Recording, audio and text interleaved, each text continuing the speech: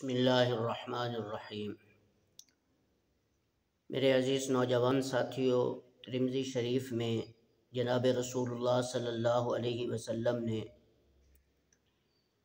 امت مسلمہ کو یعنی امت محمدیہ کو، اپنی امت کو، عظیم امت کو، پیاری امت کو، لاڈلی امت کو بدن کے صاف کرنے کا جو اہتمام کیا جاتا ہے اس کے متعلق رسول اللہ صلی اللہ علیہ وسلم کا فرمان نقل کیا گیا ہے۔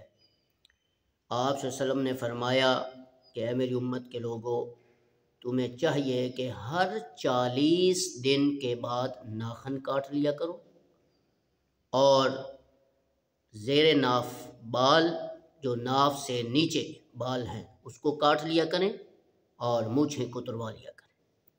یہ 3 باتیں رسول اللہ صلی اللہ علیہ وسلم نے فرمائی۔ ناخن کا کاٹنا 40 دن کے بعد، اور ناف سے نیچے کے بال کاٹنا،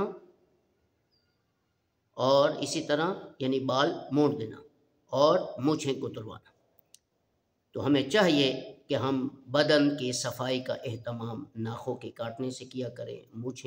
بعض مونچھیں بڑی کرتے ہیں، رکھوا لیتے ہیں، اور داڑھی کا جو ہے وہ کٹوا دیتے ہیں۔ رسول اللہ صلی اللہ علیہ وسلم کی سنت کی مخالفت کر رہے ہیں، اور جو رسول اللہ صلی اللہ علیہ وسلم کی سنت کی مخالفت کرتے ہیں نہ وہ دنیا میں کامیاب نہ آخرت میں کامیاب۔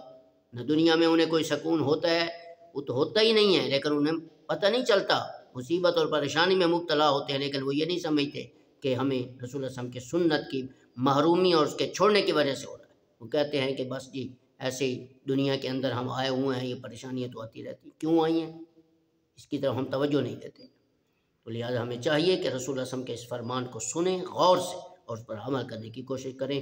بڑے بڑے لوگوں کو ہم دیکھتے ہیں، اکثر لوگ دیکھنے میں آتے ہیں کہ ناخن بڑے بڑے ہوتے ہیں، پتہ نہیں وہ کیسے دنیا میں پھر رہے ہیں اور کس جہان میں پھر رہے ہیں، کیا انہیں رسول اللہ صلی اللہ علیہ وسلم کے اس فرمان کی طرف کوئی غور نہیں کی؟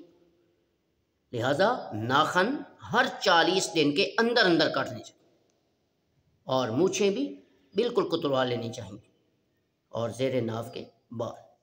رسول اللہ صلی اللہ علیہ وسلم کے جس فرمان کو ہم نے سن لیا اور اس پر عمل کر لیا، خدا کی قسم دونوں جہانوں میں کامیابی یہ آزما کر دیں۔